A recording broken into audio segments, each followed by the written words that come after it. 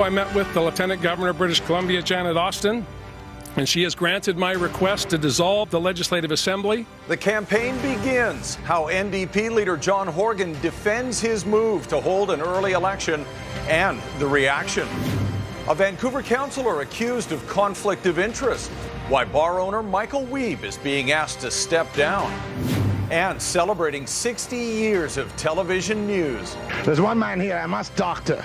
The early days of Global BC, from the pioneers who first put it on the air. Now you know BCTV.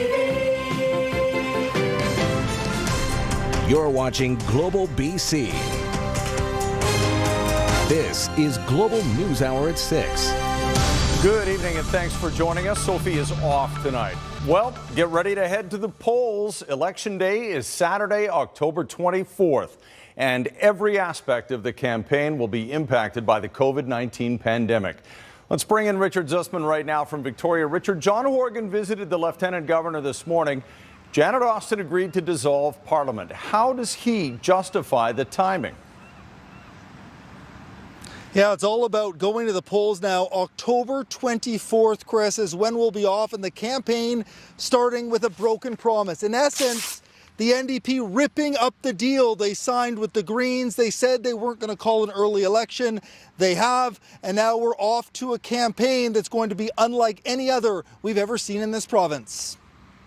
Sure. Fumbling to take a COVID-friendly election picture. Just one sign, this campaign is going to be a lot different than any we've ever seen before. How about an elbow? We'll give an elbow.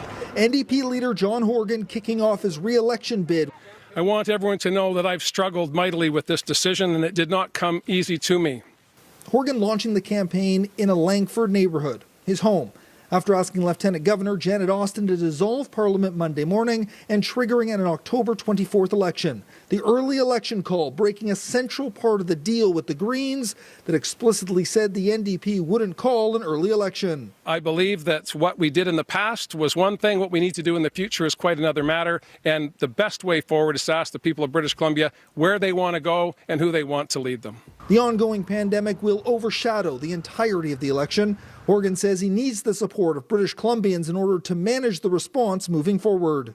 We can either delay that decision and create uncertainty and instability over the next 12 months, more speculation, more talk about what might be, or we can do what I believe is always the right thing and ask British Columbians what they think. I'm excited now to introduce you to our team of candidates. We have Liberal leader Andrew Wilkinson kicking off the campaign in Vancouver, with Liberal candidates appearing by Zoom to express their support. Today, John Horgan chose politics over people.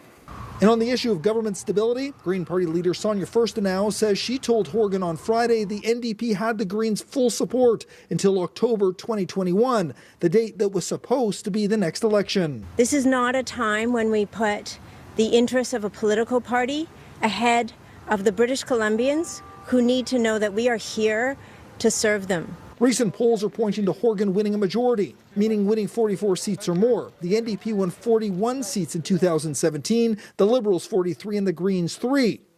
Horgan hoping to get back into this office he left Monday morning. Voters aren't so sure the campaign was the right call. I think it's way too soon. I don't think anybody's ready. Just to call election, it's a strong power grab. I'm not going to tell you how I'm going to vote, but it may change my vote as a result of this. One sign the election is very different this time around. Usually on the night of an election call, you would have a giant rally that we would be at for the party leaders. That's not happening. We don't expect to see any major campaign rallies. Door knocking will look different, but ultimately it will be up to the voter to decide, Chris and Sophie, whether they are okay with a pandemic election and want Premier John Horgan to continue running this place. Back to you guys. Lacks the energy it once did. Okay, thanks very much, Richard. Appreciate it. Now we'll go to the COVID-19 numbers for BC.